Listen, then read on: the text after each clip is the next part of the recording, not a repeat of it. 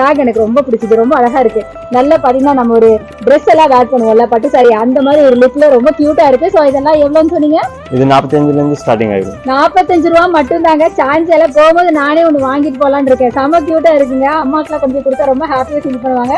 So இதை கொண்டு போய் கொடுக்கலான்னு இருக்கேன். ரொம்ப கியூட்டா இருக்கு. 45 ருபீஸ்னா சான்ஸே இல்ல.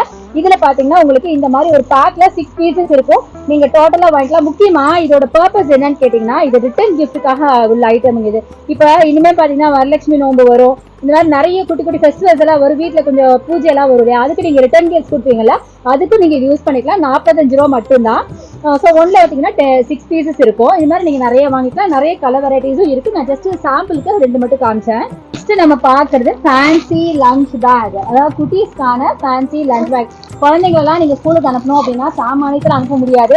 இந்த மாதிரி ஃபேன்சி ஐட்டம்ஸ் வாங்கி கொடுத்து, அதாவது அழகழகா பொம்மை பேக், இந்த மாதிரி அழகழகா பொம்மை போட்டு ஒரு லஞ்ச்